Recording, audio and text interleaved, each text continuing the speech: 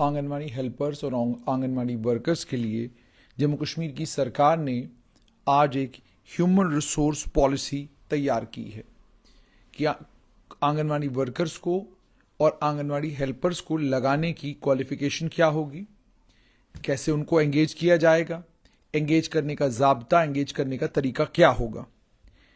और इसको लेकर जम्मू कश्मीर की एडमिनिस्ट्रेटिव काउंसिल ने कहा है कि ये वुमेन एम्पावरमेंट के लिए यानी महिलाओं के सशक्तिकरण के लिए एक बहुत अहम कदम है। जहां तक इस पॉलिसी का ताल्लुक है, इस पॉलिसी की बाकी डिटेल्स तो अभी सामने नहीं आई हैं, लेकिन कुछ जो डिटेल्स सरकार ने शेयर की हैं वो मैं आपके साथ शेयर करूं। एडमिनिस्ट्रेटिव काउंसिल ने इस प्रपोजल को अप्रूव किया है। ये comprehensive human rights resource policy है जो एंगेजमेंट, लीव, प्रमोशन और बाकी जितनी भी एस्पेक्ट्स हैं वाइटल वर्कफोर्स के डिपार्टमेंट के, उन तमाम को गवर्न करेगी। आंगनवाड़ी वर्कर्स और आंगनवाड़ी हेल्पर्स का जहां तक ताल्लुक है, इन्हें रीडेजिग्नेट किया गया है। अब इन्हें संगिनी और सहायिका कहा जाएगा।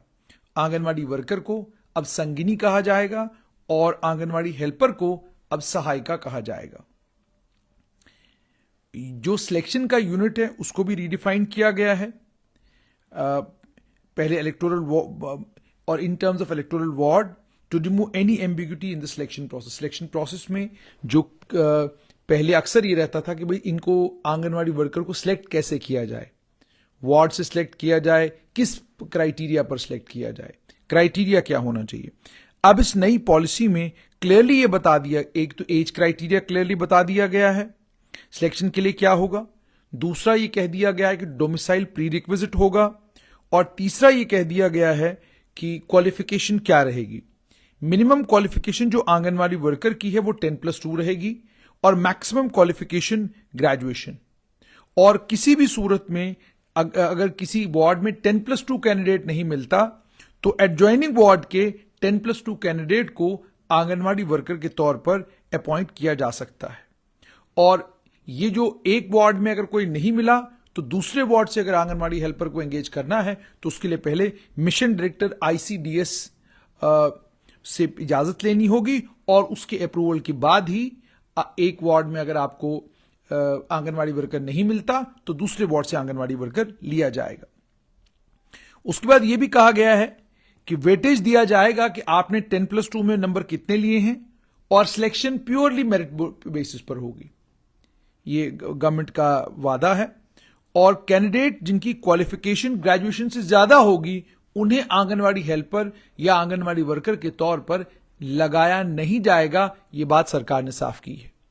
यानी minimum qualification 10+2, maximum qualification graduation, और अगर ग्रेजुएशन से ऊपर कोई क्वालिफाइड है या ग्रेजुएशन से ज्यादा कोई क्वालिफाइड है तो उसे आंगनवाड़ी वर्कर या आंगनवाड़ी हेल्पर के तौर पर नौकरी नहीं मिलेगी, आंगनवाड़ी वर्कर के तौर पर नौकरी नहीं मिलेगी। जहां तक आंगनवाड़ी हेल्पर का ताल्लुक है, आंगनवाड़ी हेल्पर के केस में मिनिमम क्वालिफिकेशन मैट्रिकुलेशन है। आंगनवाड़ी वर्कर की 10+2 और मैक्सिमम ग्रेजुएशन, और आंगनवाड़ी हेल्पर की मिनिमम क्वालिफिकेशन मैट्रिक होगी।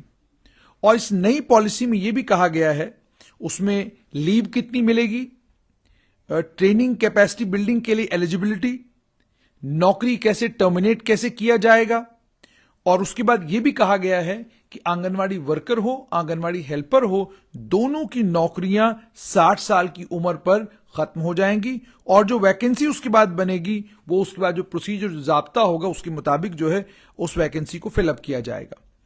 अगर कोई आंगनवाड़ी वर्कर या कोई आंगनवाड़ी हेल्पर एंगेज करने, जब सरकार उसको एंगेज करती है, एंगेज करने के बाद अपना प्लेस ऑफ रेजिडेंस जहां पर वो रह रहा है, अगर मान लीजिए किसी बच्ची की शादी होती है, वो एक वार्ड में रह रही है, उस वार्ड से दूसरे वार्ड में उसकी शादी हो जाती है और परमानेंटली वो एक वार्ड से दूसरे वार्ड में शिफ्ट हो जाती है, या आप जो आंगनवाड़ी वर्कर है वो एक वार्ड में रह रहा था, वहां से उन्होंने मकान जो है बेच दिया और किसी और जगह वो चले गए या शिफ्ट हो गए या किराए पर हैं या कुछ भी, मतलब कहने का मतलब ये कि अगर आप अपना घर बदलते हैं और एक वार्ड से दूसरे वार्ड में चले जाते हैं तो ये मान लिया जाएगा कि उस आंगनवाड़ी वर्कर को और उस आंगनवाड़ी हेल्पर को डिसएंगेज कर दिया गया है और जो वैकेंसी बनेगी उस वैकेंसी को बताए हुए जाब्ते के मुताबिक फिलअप किया जाएगा।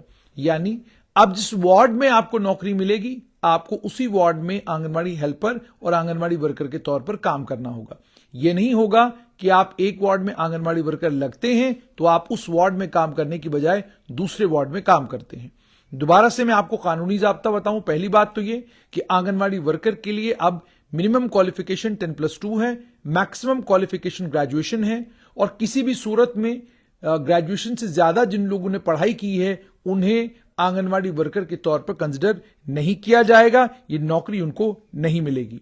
और 10+2 में जो आपके नंबर होंगे वो नंबर वेटेज के लिए कंसिडर किए जाएंगे। और यह भी कहा गया है कि अगर 10+2 कैंडिडेट एक वार्ड में नहीं मिलता, दूसरे वार्ड में मिलता है, तो 10+2 अगर उस वार्ड में नहीं है तो दूसरे वार्ड का 10+2 लगाने के लिए पहले मिशन डायरेक्टर ICDS से इजाजत लेनी होगी, उसके बाद ये होगा। और इंपॉर्टेंट ये भी कि आंगनवाड़ी हेल्पर के लिए अब minimum qualification matriculation Jammu Kashmir की सरकार ने तय कर दी है।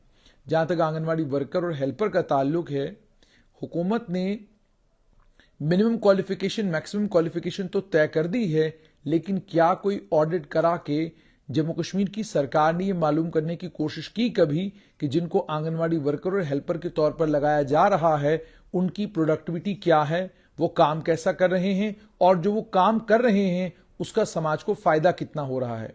क्या सरकार ने कभी मालूम करने की कोशिश की कि ये आंगनवाड़ी सेंटर कहां पर चल रहे हैं?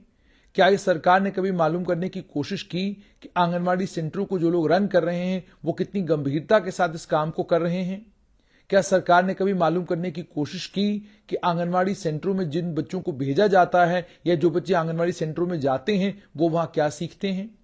इन तमाम चीजों पर भी सरकार को सोच विचार करना चाहिए, संज्ञान लेना चाहिए और मालूम करना चाहिए जमीनी स्तर से कि जिन आंगनवाड़ी सेंटरों को लेकर इतना हाहुल्ला है और जिनमें वर्कर लगने के लिए और हेल्पर लगने के लिए सर फटते हैं, सियासी लोगों की सिफारिशें चलती हैं, उन आंगनवाड़ी सेंटरों में और उन आंगनवाड़ी सेंटरों में होता क्या है, इस पर भी सरकार को नजर दौड़ानी चाहिए और मालूम करना चाहिए जमीन से कि आंगनवाड़ी सेंटर जम्मू कश्मीर को आगे बढ़ाने के लिए कितने सहायक सिद्ध साबित हो रहे हैं।